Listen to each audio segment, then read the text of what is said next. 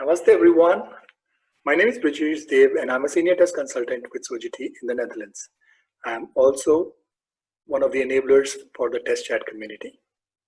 Today I'm going to be talking to you about the reasons behind the misconceptions floating around in the software testing industry. So today we are going to be talking about biases driving 5 misconceptions that testers face. Well, I've given it away in the very first word. The misconceptions are driven by biases. Biases are at the root of misconceptions. So let's look at some of these misconceptions and let's find out what is the bias behind it. But for that, we'll have to understand that there are 7.8 billion people on this planet, which means that there will be 7.8 billion opinions. Some of them in agreement with yours, some of them contrary to yours. Well, these opinions, they drive societies, they drive countries, they drive economy, and they also drive misconception. Having understood that, let's look at some of the most common misconceptions in testing. Development is better than testing. We've all heard that. Automation is one-stop solution for all problems. A lot of people claim that if you automate, it will solve all your problems. Focus on regression will ensure that we have all bugs covered. We've had a lot of managers say that. Manual testing has no future. This one probably is my favorite because I've been hearing this for a long time, and I'm sure a lot of people before me would have heard this for a long time. And finally, if something fails in production, it is the tester's fault. I think all of us have heard this from time to time. Well, before we go any further, let me just talk about the cognitive bias codex. This is a picture that is taken from Wikipedia and you can look it up there.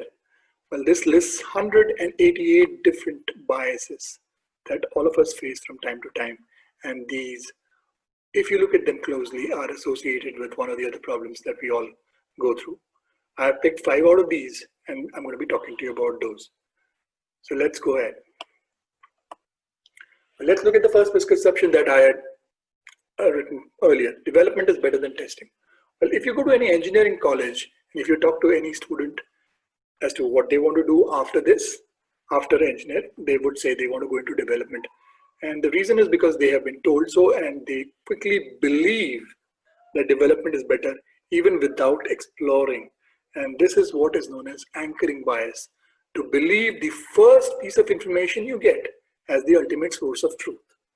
Once you do that, you are anchored to that fact and you do not want to listen to anybody else.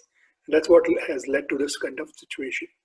The reality is testing and development are sides of the same coin and they will coexist. Testing cannot happen without development and no development is complete without testing. Let's look at the next one. Automation is one-stop solution for all problems. Well, if you talk to the famous 5, the Facebook, Apple, Amazon, Netflix, and Google, they will tell you that automation has led them to a faster time to market. But we all know that there are a lot of bugs in their applications, and this they cannot deny. So automation has not solved all their problems. However, this statement comes because of what is known as the bandwagon effect, which means that if one problem is solved for somebody and somebody is happy with it, all others tend to jump in and they tend to repeat the same thing again and again, and without actually looking at the underlying evidence of that fact. Well, the fact is, automation is not a magic wand and it does not solve all your problems. Let's look at the next misconception. Focus on regression testing will ensure that we have covered all bugs. We've had managers say this to us. But we know that when you are focused only on one part of the testing, you tend to ignore a lot of very important issues. And this is called as inattentional blindness, the tendency to miss obvious inconsistencies when focusing on something.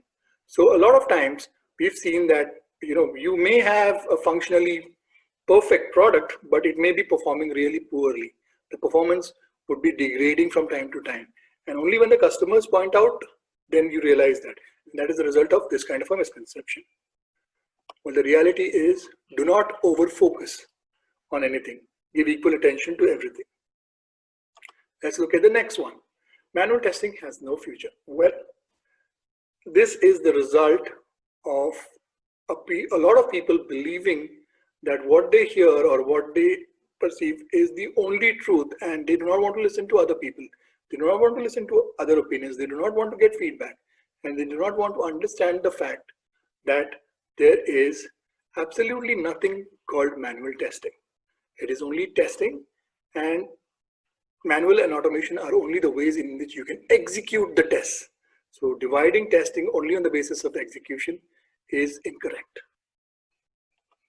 Let's look at the other misconception. If something fails in production, it is the tester's fault.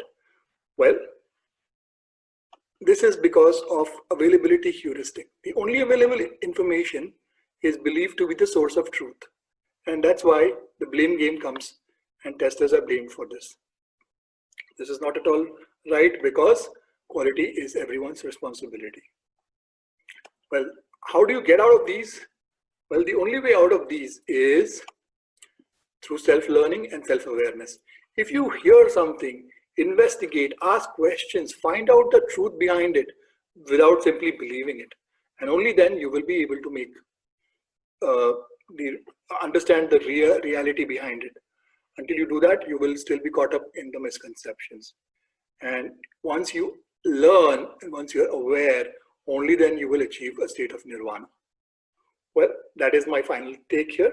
So I would like to thank you all, and I would like to thank the Test Tribe community for giving me an opportunity to speak here.